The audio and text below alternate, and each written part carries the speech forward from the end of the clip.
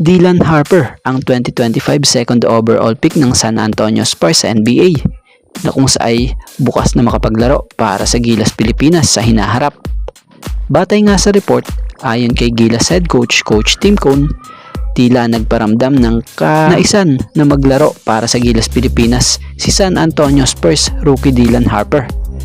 Gayunpaman, katulad nga nila Jordan Clarkson, Jalen Green, magiging naturalized player ang 6'6" Filipino-American guard na ito dahil sa hindi ito nakakuha or nabigo umano ang anak ni former 5-time NBA champion na si Ron Harper Sr.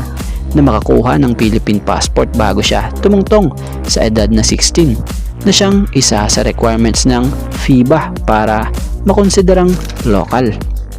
So bagamat Gilas naturalized talaga ang kanyang magiging status kung tuluyan niya itong mapush sa hinaharap, ang maganda rito nasa sa puso ng 19-year-old Spurs rookie na ito ang kagustuhang irepresenta ang bansa na daladala ng kanyang ina.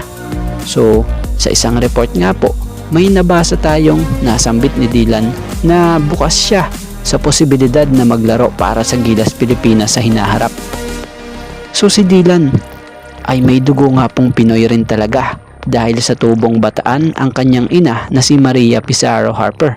Karagdagan update lamang po for sure may mga nagtatanong or magtatanong kung hindi siya po pwede as a local, pwede pa rin ba siya makapaglaro sa Gilas as a naturalized player kahit na ito'y nakapaglaro na sa US Under-19 national team sa 2023 FIBA U19 Basketball World Cup?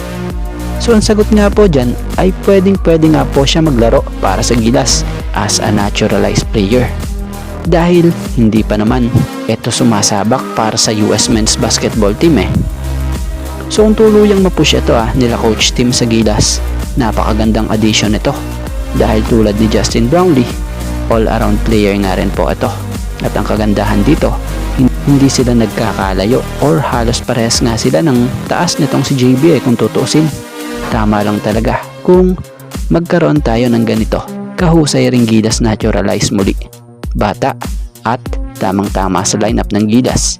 Dahil may mga bigs naman tayo like Kai Soto, AJ Edu, Junmar Fajardo at baka nga sa hinaharap maging local player na rin to ng Pilipinas, etong si Ange Kwame dahil sa tagal na nga rin ng kanyang inilagi dito sa bansa na kung saan dito na nga nag-aral at naglaro.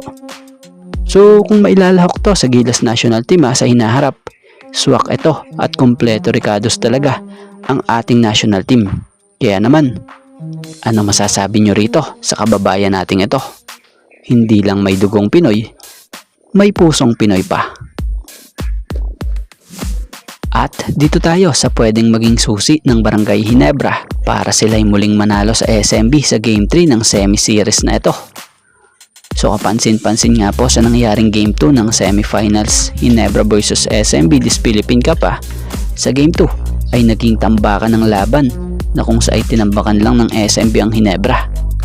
So isa nga talaga dyan sa naging dahilan ng pagkakatambak ng SMB sa Ginebra itong napakaluwag na depensa ng Ginebra. So kung ganitong depensa lang din ang gagawin nila sa Game 3 possible muli silang tambakan ng SMB. Pero kung ganitong depensa naman gaya nung naging Game 1 malaki ang tsansa nila na makuha nila ang panalo. Kung tutusin, mas kaya nga po sana ng Ginebra ang SMB dito sa Game 2 dahil sa hindi nga po 100% si Junmar. Kita nyo, hindi nga ito nag-start. Kita nyo, hindi nga ito pinag-start Kumbaga, yung nangyayari nga po sa depensa ng Ginebra, masyado silang nakampante. Nawala yung gigil nila. So, tingnan na lang natin sa Game 3 kung anong adjustment gagawin ng Ginebra pagdating sa depensa. Dahil for sure, yan ang rest back na gagawin ng Jeans sa Game 3. Yung depensa talagang isa sa pagtutuunan nila. At dito tayo sa patungkol kay Coach Richard Del Rosario. Bali-balita nga di umano na itong si Coach Chard ang possible di umano maging susunod na Magnolia head coach. So yun nga batay na rin sa naging post ni Sir Snow nung mga nakaraan. So batay pa rito o diyan nga raw kung papayag di umano etong si Coach Tim. Bukod pa dyan, yung papalitan nito na si Coach Chito tataas pa either nga raw as a team manager or even as a alternate governor. So matatandaan namang si Coach Tito Victolero ay since 2016 pa nang hinawakan nito ang Magnolia, na kung saan nakapagbigay ito ng isang kampyonato taong 2018 sa PBA Governors Cup. Pero after nun hanggang nitong quarterfinals na sila may hawak ng twice to beat advantage, wala pa rin nangyari, na kung saan maraming fans na nga po ang nagsabi na magpalit na nga raw po ng head coach itong Magnolia. So tingnan na lang natin sa hinaharap kung mapapalitan na nga ba si Coach Chito, at tingnan din natin kung si Coach Chard na nga ba ang papalit sa pwesto nitong si Coach Chito. So abangan.